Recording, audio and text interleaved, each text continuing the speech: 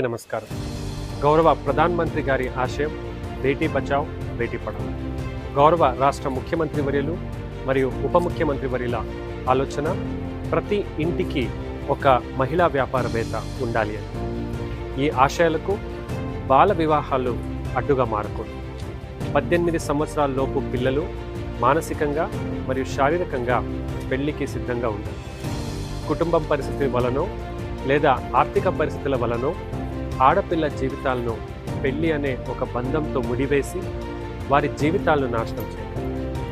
పుస్తకాలు మోసే వయస్సులో పిల్లల్ని మోసేలా చేయకండి.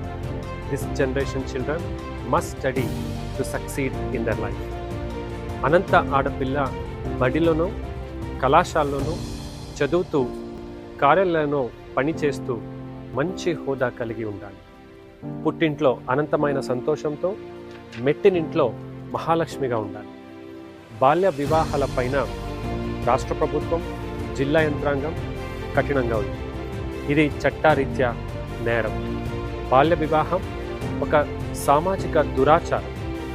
జిల్లా స్థాయి నుంచి గ్రామ స్థాయి వరకు అనేక అవగాహన కార్యక్రమాలు చేపడుతున్నాయి. వీటిని అరికట్టడం అనేది ప్రజల భాగస్వామ్యంతోనే మాత్రమే సంపూర్ణంగా సాధ్యం. జిల్లా ప్రజలకు నేను చేసే రిక్వెస్ట్ ఏంటంటే 18 సంవత్సరాల లోపు ఆడపిల్లలకి పెళ్లి చేయండి. బాల్య వివాహాలు చేసే ప్రయత్నం మీ దృష్టికి వస్తే వెంటనే చైల్డ్ హెల్ప్ లైన్ 1098కు కాల్ చేసి ఇన్ఫార్మ్ చేయండి.